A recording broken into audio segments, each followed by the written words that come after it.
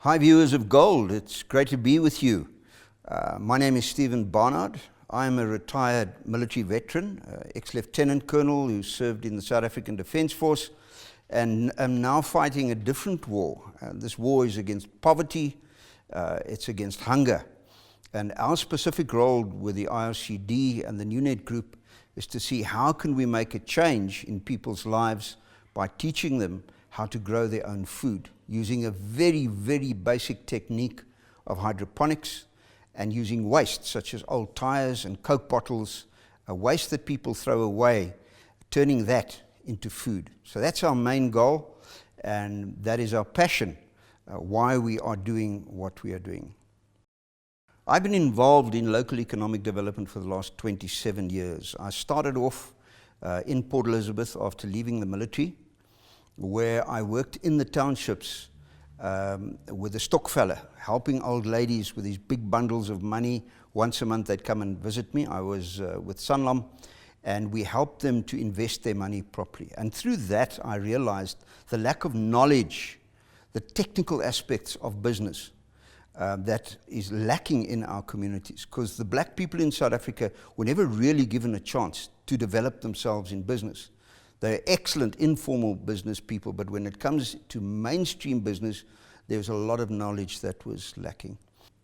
When I was the chairman of the Job Creation Committee for the Eastern Cape Economic Development Forum, we had a look at what the economic opportunity was in the Eastern Cape, specifically Port Elizabeth, and we saw that the secondary business opportunities lay in the motor industry and in the sheep industry. That's the main focus in Port Elizabeth.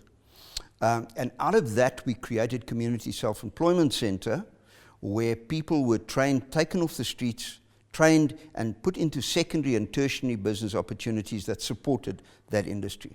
When I came to Gauteng, I was asked to get involved in a place called Orange Farm. But what I found is that your structure, your economic structure of Gauteng is far different to the Port Elizabeth setup because of your distances. You have people of 60, 70 years old having to get into a taxi and ride 20 kilometers to go and buy their food for the week. So when we studied the economic structuring, we realized that of the 4 pillars of economic development, which is water security, energy security, infrastructure, and food security, the simplest and most effective way of dealing with poverty and hunger would be to tackle food security. And with that, we created the Garden of Life project, where we started training people to use waste. Primarily first starting digging holes in the ground and using a Coke bottle as a hydroponic system so that the water could go through to the roots. Very successful. But we found that in areas such as Tembisa, in Diep Sloot, and those places, there was no ground. It was concrete. And we started growing our food sources on top of the ground using tires. Now, amazingly, the production we got out of the tires was a lot better than what we were getting in the ground.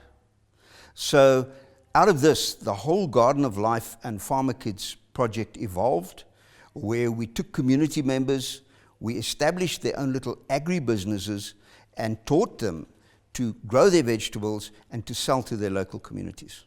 Now, if you just take the funeral industry in Mamelodi, they're spending over 2.4 million rand a month on vegetables just for funerals. Why is that money not circulating in the community? Why are community members riding out of Mamelodi to go and buy vegetables at the retail sectors when they could be growing it themselves? The same goes for the food schemes taking place at schools, the same as shebeens, the same as restaurants in the communities are all buying their food from somewhere else. Now, anybody that understands economics will know that you have to circulate your money within your microeconomic environment at least 7 times to uplift that community. And that's what we actually aim at doing, is by using agriculture, microagriculture, as a trigger for economic development. Well, I've done a lot of projects. I've done hundreds of projects all over the country, but I'd like to highlight 2. Firstly, in Richards Bay, in a school called Floriton, we were sponsored by a company called SME. Floriton has over 900 pupils. They are feeding more than 600 of those pupils every day. And SME approached me and said, please come and help. Johan Pinaar is the managing director, and he said to me, Stephen, you build whatever you think is necessary to help the school. So what we did is we created food boxes, and the children now service those food boxes. Now what was fantastic is that during the COVID period, the children were actually being fed out of those gardens because the school feeding scheme sponsored by government shut down. And those meals were the only ones which the children were getting. So it taught the children that if they maintain their gardens and they keep it up, they will have food for the rest of their lives. The second project, which was quite amazing, we were asked to go down to the Eastern Cape by the East Cape Development Trust. And we went to a school in Kuni. Kuni is a little village just outside East London. And I trained the children on the Wednesday. Now, the wind was blowing down there like you can't believe. So the principal says, what are we going to do? So we went into the quadrangle on the cement, and we built this garden. The garden's still running today, by the way, which is over a year later. But the amazing thing is that the principal came to me and said, you know, there's a little creche down the road here with an old gogo, and she gets into a taxi and rides to East London, 60 kilometers to go and buy food every week. So we then took the children from the school and they went down to the creche, and the children trained the children in the creche to grow the garden. So this created that whole structure, Ubuntu as we call it, in working, because we had primary school children that were taking preschool children and teaching them the skills of farming and supporting them. So you can imagine what an impact that's going to have over the next couple of years, that as the children leave the creche, they come to the school knowing how to grow their own food, and they now participate in the program with the school children in the primary school. And that to me is sustainability. That's the way we should teach the children to think. And our education should focus on sustainability. The changing of thinking from umsebenzi, which means I want a job, to ukusebenzi imali, which means I want to work to make money. God has created us as producers, not consumers. And the scripture says so. The scripture says, I've appointed you to look after the garden so that it might produce food so that you can eat. What is our thinking? We have to have a job so that we can get money so that we can make someone else rich. So it's a total mindset change. And we really believe that once this new way of thinking gets going in South Africa, we can change the economy. I strongly believe that the future of South Africa does not lie with the industrialization of the urban areas. It does lie with the restoration of the rural areas with agriculture, agricultural processing, and ecotourism. And if we can focus on taking our rural areas and building them up together with our traditional leaders, we're going to change this economy around in a couple of years. Well, you know, I'm a counter-revolutionary warfare specialist. That was my post before I left the military. I was the head of counterintelligence for the Eastern Cape. So I studied counter-revolutionary warfare methodology. The key to any revolution is communication. If you go and have a look why the Viet Cong won the war in Vietnam, the Americans came in, they built dams, they built infrastructure, and a couple of people got very rich. The Chinese came in and taught the women how to maintain their rice paddies. Who won the war? The Viet Cong, supported by the Chinese. Why? Because they got down to the needs, the specific needs of the people on the ground. They didn't care about the people at the top, because they knew that if we look after the people on the ground and look after their specific needs, we're going to be able to turn this nation. Now, I want to ask you a question. How many shop stewards and shop floor workers walk into a factory every day that are not potty trained? Do you have an answer for me? You don't. They are all potty trained. As a soldier, how many soldiers went to war with nappies on? None. Why? Because their mothers taught them the basics. Now, over the last couple of months, I've been studying the embedded economy. And what I've been saying, the government and a lot of us as NGOs have been missing the boat. We must go back and have a look at training the mothers that look after our children in the principles of agriculture, agricultural processing, and ecotourism, and give them a knowledge and understanding of what this is all about. Because the children are being educated in schools, come home. They say to their mothers, I don't have any homework, I don't have work to do. The mothers don't know if they're right or wrong. But if we take the mothers and prepare them to deal with the children, prepare them in terms of going back to what Ntombis did 300 years ago. Every home had a garden. Every home had a garden. If you were in Tonga, if you were in Uganda, if you were in the Eastern Cape, every home had a garden. As a young boy, I had a garden. Why is it not happening anymore? Because the mothers are not teaching the children those skills or enforcing it. So I believe if this government wants to change the country, let's start with a program taking our mothers and giving them the basic skills of how to use a cell phone properly. What is a cell phone all about? What is YouTube?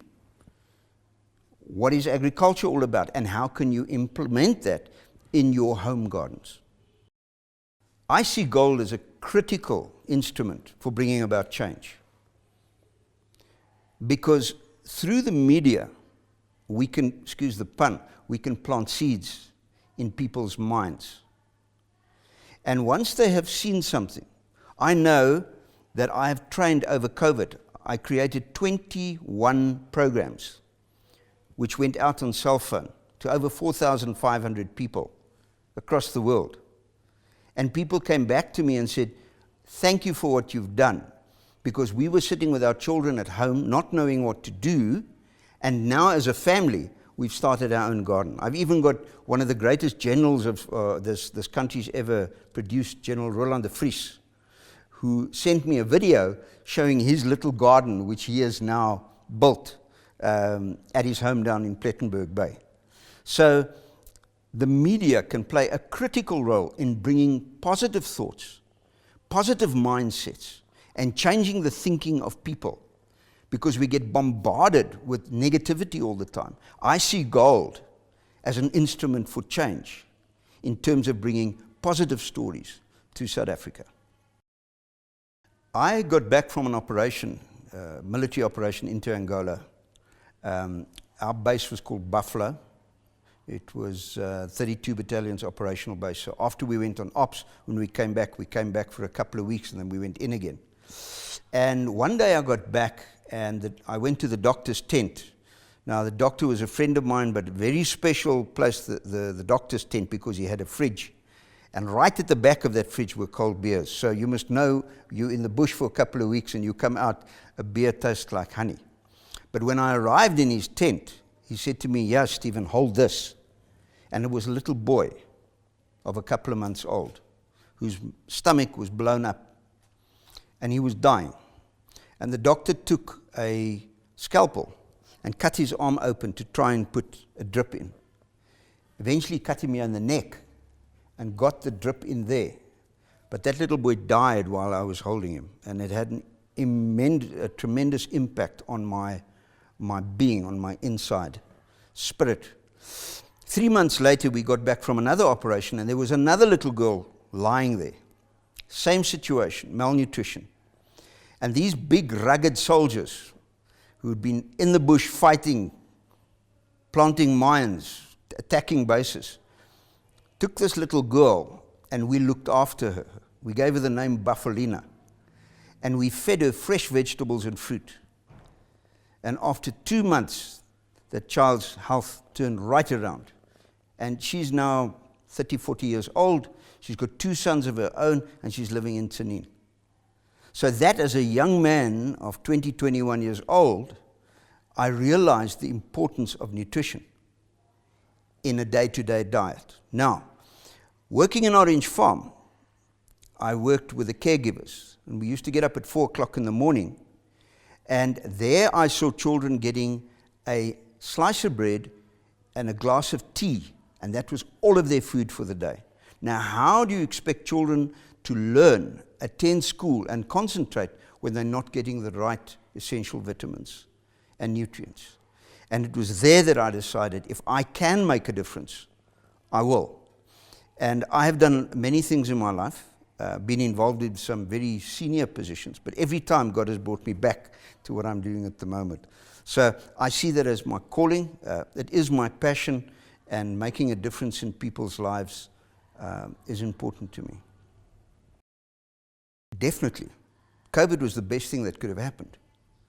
It's not good that people died, but it exposed how brittle the present economic structure is. It exposed what consumerism actually does, where we've been relying on other people to provide us with food, where we should be growing our own food. And what was amazing is the people that I've trained, such as the school down in Richards Bay, that came back to me and said, you know what, COVID, yes, it was bad, but because of COVID, we could now show other people how to grow their gardens. The Richards Bay Christian Fellowship I trained in February, and they started 28 projects in the COVID time because people couldn't go anywhere. So they went back to their roots. The other thing is, COVID has made us realize that if we have the right training, if we have the right knowledge, we are able to sustain ourselves. We don't have to rely on other people. And that's why I think there's been a mindset change. I personally had to learn how to use technology.